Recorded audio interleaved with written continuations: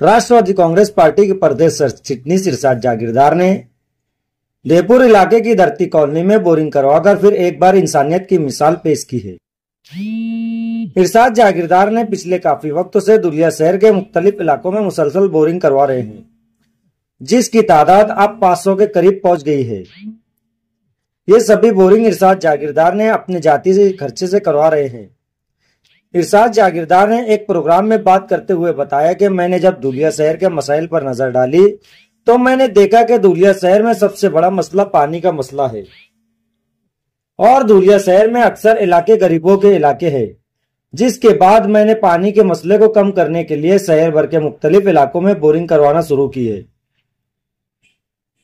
धरती कॉलोनी में बोरिंग के इफ्तिताह के वक्त इरशाद जागीरदार, कैलाश चौधरी, महेंद्र सिरसाट, शोएब शेख, जया साळुंके, एजाज काटिक के अलावा पार्टी के पदाधिकारियों व कर्मचारी के अलावा बड़ी तादाद में आवाम भी मौजूद थी।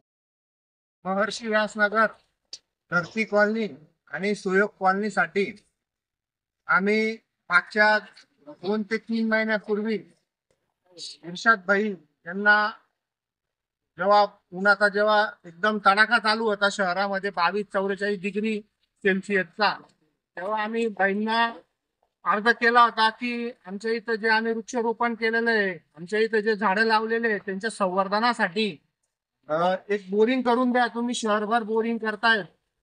तर बाईंनी आम्हाला सांगितलं की आता आमच्या बोरिंग थोडे थांबलेले आहेत, पण जेव्हाही चालू होईल तेव्हा सर्वात पहिली बोरिंग आपण तुमच्याच ठिकाणी करू। तर त्यांनी सांगितल्याप्रमाणे त्यांचा शब्द पाळला आणि आज त्यांचे जे बोरिंग आपल्या शहरात चालू झाले आहे, ते पहिलीच बोरिंग आमच्या या महर्षी व्यासनगर धरती आणि सुयोग कॉलनीसाठी बोरिंग दिली। या बोरिंगचा फायदा असा होणार आहे की आमचं जे महादेव मंदिर आहे आता त्याच्या परिसरामध्ये आम्ही जवळपास आता 150 ते 200 वृक्ष या ठिकाणी लावलेले आहेत। पावसाळा चांगला असल्या कारणाने 3-4 महिन्यात त्यांना पाण्याची तर काही कमतरता लागली नाही, परंतु जेव्हा ऑक्टोबर येईल तेव्हापासूनच पाण्याची कमतरता या ठिकाणी लागणार आहे आणि त्या पूर्ण परिसरामध्ये या सर्व झाडांना आम्ही ड्रिप करणार आहे। तर या ड्रिप साठी बोरिंग खूप महत्वाची होती। बाईंनी दिलेला शब्द पाळला, तर बाईंचे आमच्या पूर्ण सुयोग कॉलनी, महर्षी व्यासनगर आणि धरती कॉलनीच्या वतीने आम्ही त्यांचे खूप खूप आभार मानतो।